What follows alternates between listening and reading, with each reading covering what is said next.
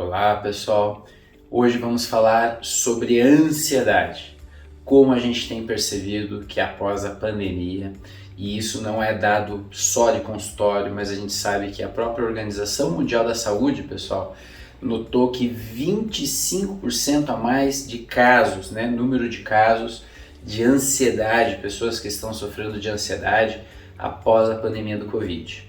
Se você quiser saber um pouco mais sobre esse assunto, e várias dicas que vamos dar sobre como manejar melhor a ansiedade de uma forma mais natural, já clica aqui no like, compartilhe esse vídeo, se inscreva no canal, que eu, Dr. Luiz, tenho o maior prazer de trazer essas informações para a sua saúde e bem-estar.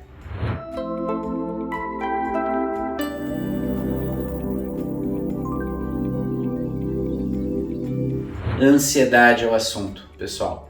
É difícil hoje quem a gente converse por um tempo e não fale, olha, eu sou uma pessoa muito ansiosa, eu sou uma pessoa muito agitada. É muito difícil.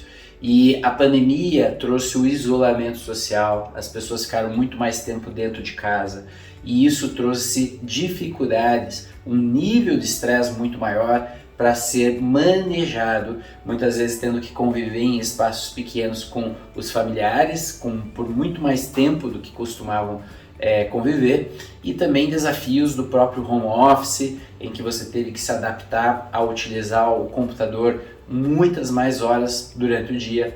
Tudo isso somado ao próprio cenário, das notícias da pandemia, fez as pessoas entrarem num processo de medo, de ansiedade muito maior.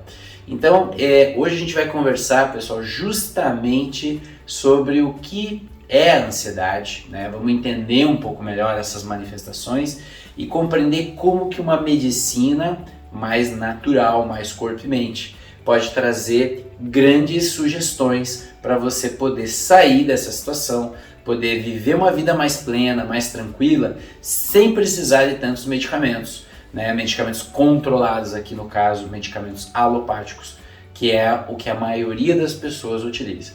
Então, ansiedade, muitas vezes, é um conjunto de sintomas, é uma síndrome clínica. Existem critérios do DSM-5, da psiquiatria, em que você tem que preencher alguns critérios, mas eu vou falar de uma forma geral alguns sintomas que podem estar relacionados à ansiedade. Um sintoma clássico da pessoa que está ansiosa é ela ter algum distúrbio do sono, ter dificuldade de iniciar o sono, às vezes ela dorme, mas o sono é muito superficial, qualquer barulhinho já faz a pessoa despertar, precisa acordar várias vezes à noite. Isso é um sintoma muito prevalente na ansiedade. Não significa que você não tendo ele, você está livre de ansiedade, isso não quer dizer. Mas é muito comum que pessoas ansiosas tenham algum grau de insônia. Outro sintoma muito comum na ansiedade são as palpitações.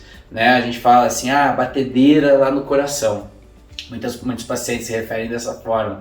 Doutor, eu estou numa situação, daqui a pouco o meu coração começa a bater muito mais rápido. Então, essa sensação de, às vezes, bater mais rápido o coração, ou às vezes até mesmo uma certa sensação de aperto nessa região do corpo, é um sintoma muitas vezes relacionado à ansiedade. A ansiedade traz geralmente esse sintoma. Já junto com esse sintoma do coração, é muito comum os pacientes notarem um certo nó na garganta, Parece que eu vou comer, parece que não desce a comida, parece que eu sinto um nó na minha garganta. Outro sintoma comum são os tremores, Então as pessoas ansiosas geralmente tremem muito mais.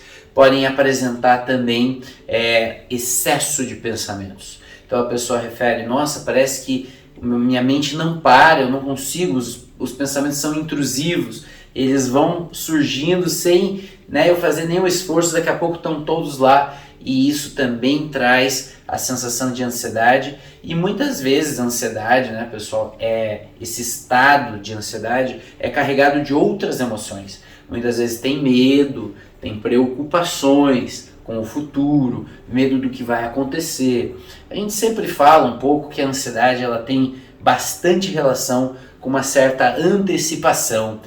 O que é uma antecipação também? É um certo padrão mental em que você não consegue estar aqui presente. Você está sempre preocupado com algo que vai acontecer pode ser no próximo momento, amanhã, daqui uma semana, daqui um mês. Ou seja, a pessoa sempre está vivendo o futuro e está deixando de viver o presente. Isso também tem muita relação com a ansiedade. Mas muitos sintomas também comuns são os espasmos musculares, o tremor nos olhos, às vezes uma certa inquietude, a pessoa não consegue ficar quieta, né? Às vezes também o sintoma de estar apressado constantemente, de querer ir rápido para os lugares, de querer comer rápido, de querer fazer tudo rápido. Isso muitas vezes está relacionado à ansiedade. E a gente poderia dizer aqui várias coisas sobre a ansiedade. Essa é apenas uma pincelada, né? Eu aposto que alguns de vocês que estão aqui assistindo o vídeo já se identificaram com algum desses sintomas. Inclusive, comenta aqui embaixo quais são os seus sintomas de ansiedade, para a gente poder fazer essa listagem de todas as manifestações possíveis que a ansiedade pode ter. Um cuidado muito grande, pessoal. Eu sou médico, né? E eu trato as pessoas de uma forma diferente em relação aos quadros mentais, aos transtornos mentais, seja ansiedade, depressão, etc. Mas a gente tem que fazer uma ressalva que muitas situações que se manifestam também como ansiedade podem estar relacionados a problemas, a doenças, e precisam ter um cuidado muito grande do médico quando você leva a sua queixa, para ele poder fazer esse diagnóstico diferencial. Porque, por exemplo, pessoas que têm asma, né, algum tipo de bronquite, podem ter falta de ar, que é um sintoma muito comum da ansiedade, e fica ali, será que é asma, bronquite, será que é ansiedade, ou os dois juntos? Pessoas que são cardiopatas, que têm às vezes uma isquemia miocárdica, ou seja, uma aterosclerose já desenvolvida, em que as artérias, as coronárias estão bloqueadas, o fluxo sanguíneo não é bom, podem sentir aperto no peito e, em consequência disso, terem quadro de ansiedade. Ou seja, precisa olhar também para a doença que está lá se manifestando, que é um sinal muito importante que tem que ser investigado. Assim como pessoas que têm problemas de tireoide, principalmente o hipertireoidismo, quando a glândula fica produzindo uma quantidade muito grande de hormônios da tireoide, T4, T3, pode também dar palpitação, pode dar sudorese, que é um outro sintoma muito comum da ansiedade, mãos frias, extremidades frias e muito suor do corpo, né? Pode ser uma manifestação de uma doença da tireoide. Então, por que eu estou falando isso? Porque quando você vai buscar um tratamento mais natural, que eu vou sugerir aqui para vocês também, várias dicas e quais tratamentos são esses tratamentos naturais, é importante que você procure o médico, porque o médico é o único profissional que sabe fazer essa distinção entre o que é ansiedade mesmo de origem psicológica, de origem traumática, de origem de estresse do dia a dia e da ansiedade que às vezes é secundária a uma doença que pode estar se instalando no seu corpo, no seu organismo. Ou seja, você precisa do olhar médico capacitado para poder saber exatamente qual intervenção deve ser feita. Então esse é um cuidado muito grande. Mas voltando para a questão da ansiedade, então Luiz, quais são as dicas que você passa para os seus pacientes, né? Eu vou falar algumas dicas que eu passo no meu dia a dia de consultório, pessoal. Em primeiro lugar, já está bem compreendido o eixo intestino-cérebro. Vocês já devem ter ouvido muito aqui no canal eu falar sobre eixo intestino-cérebro. O intestino, a saúde do intestino, a capacidade de absorção de nutrientes, a capacidade do intestino não estar inflamado.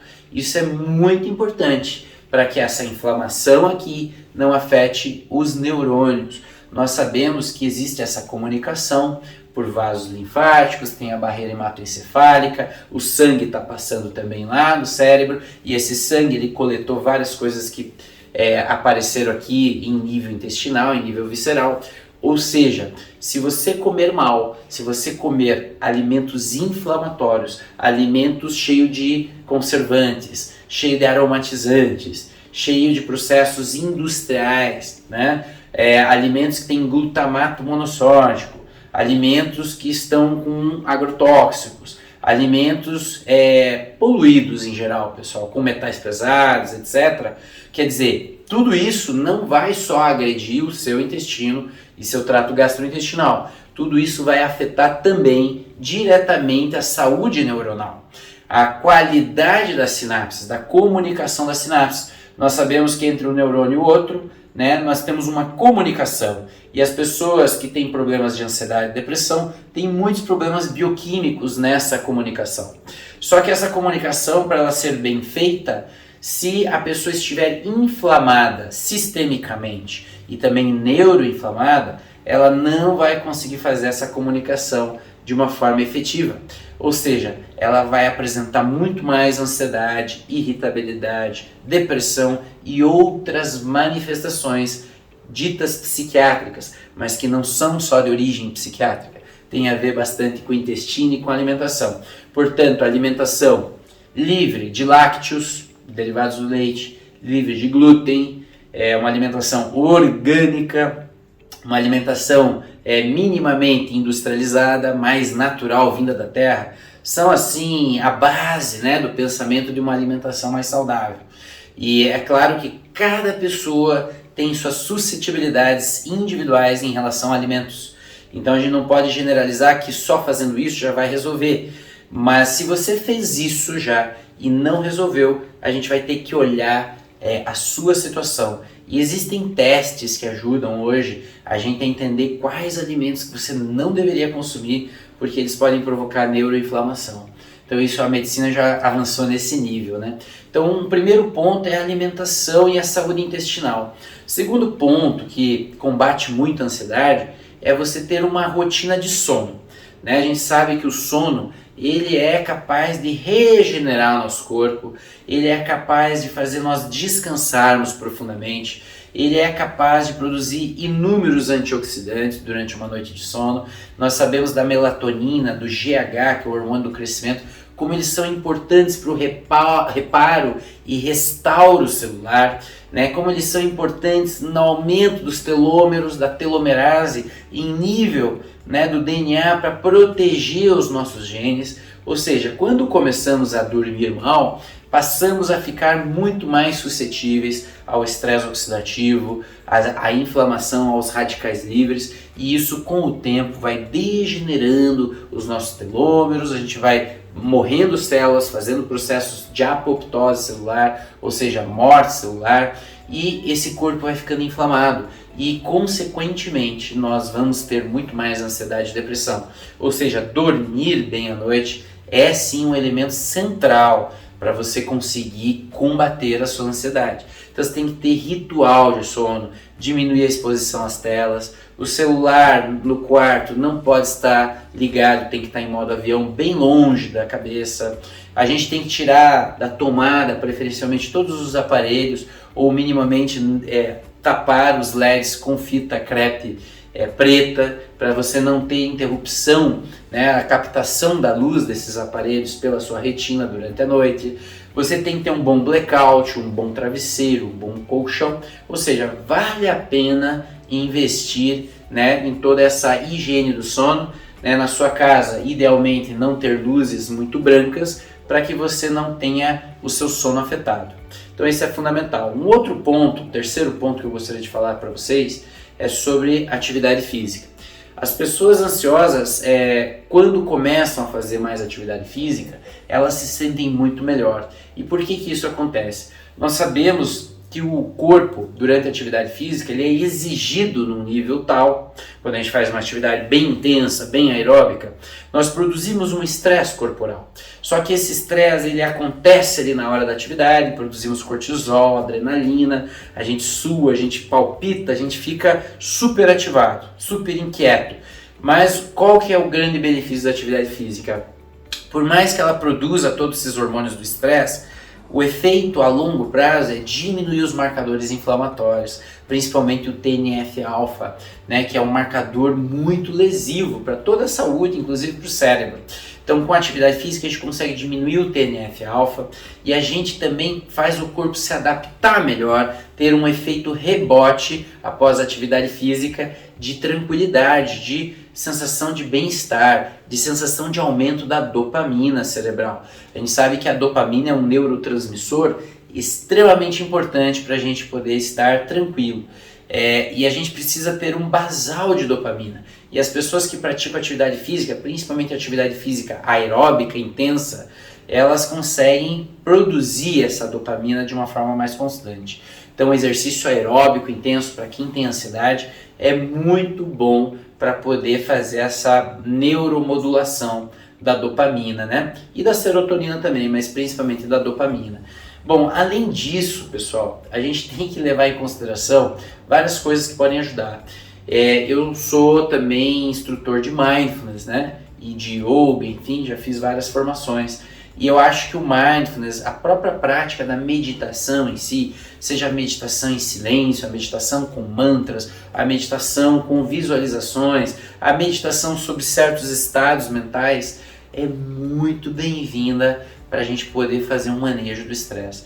Particularmente, eu gosto muito da respiração abdominal. A respiração abdominal é aquela em que você aprende a preencher bem, né, o abdômen inferior através da movimentação diafragmática e conseguir segurar esse ar, e ao exalar o ar, você exala bem lentamente, e isso faz o seu sistema nervoso parasimpático ser muito mais ativado, sabendo manejar melhor aquela atividade extremamente estressante ou agitada do sistema nervoso simpático. Ou seja, as pessoas que meditam, elas têm até aumento do calibre do nervo vago, pessoal, que é um nervo que passa a inervar toda a parte visceral do nosso corpo e é responsável pela própria digestão, ou seja, também faz essa comunicação intestino-cérebro. Então, as pessoas que meditam têm esse nervo vago maior.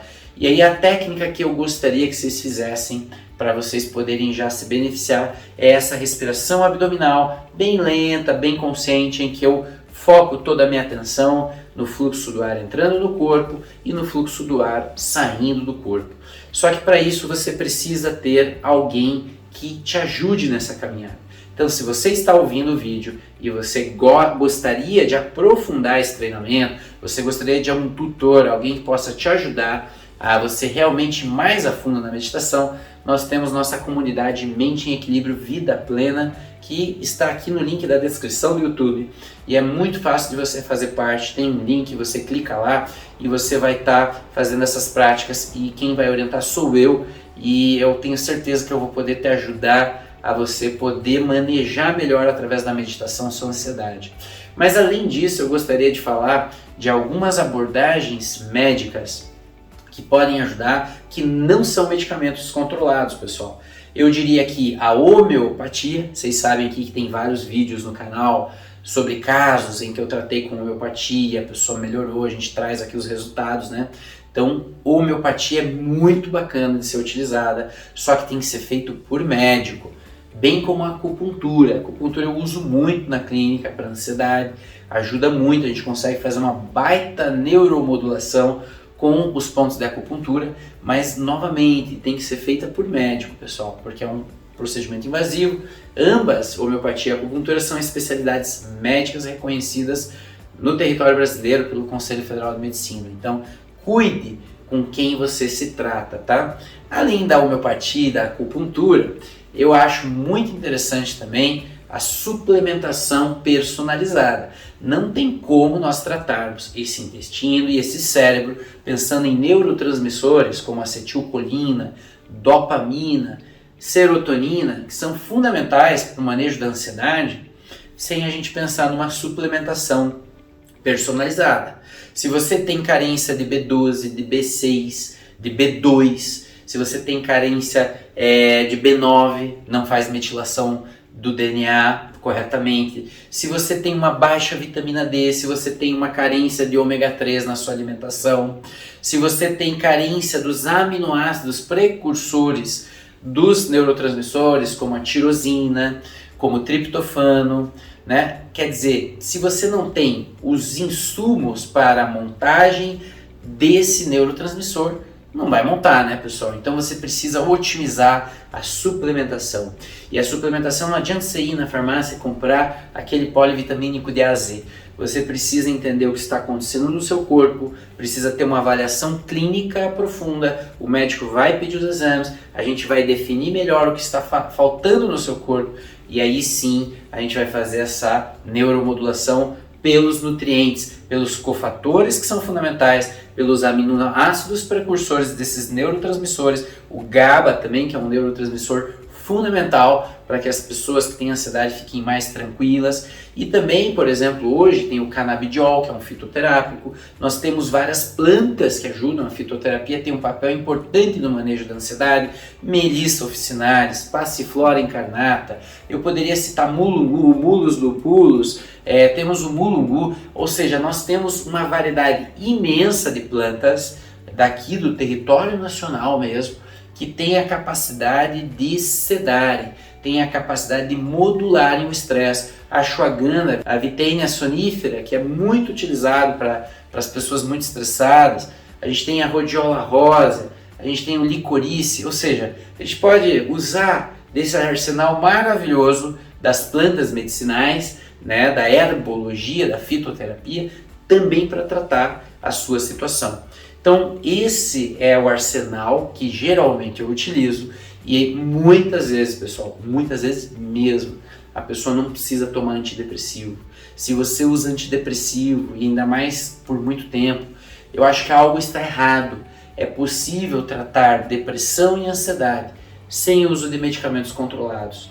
Eu não estou dizendo que o remédio sempre é ruim, algumas pessoas vão se beneficiar desses medicamentos, mas a maioria das pessoas que está tomando não deveria tomar. Elas deveriam primeiro fazer essas abordagens iniciais para perceber como elas estão evoluindo e só depois procurar algum medicamento controlado, caso não conseguiu ter melhor, tá? E lembrando que o tratamento da ansiedade é o médico, a nutricionista, importantíssimo, o psicólogo clínico. Muitas vezes a gente encaminha os pacientes para psicoterapia também, porque é importante. Mas enfim, pessoal, era sobre isso esse vídeo. Eu espero que vocês tenham gostado. Se você gostou, já deixe seu comentário. Compartilhe esse vídeo com mais pessoas, tá? E fazendo novamente o convite, venha para a nossa comunidade, Mente em Equilíbrio Vida Plena. Eu aguardo vocês por lá e eu vou poder ajudar vocês nessa prática de meditação para que você tenha muito mais habilidade interna em lidar com a sua ansiedade. Até a próxima!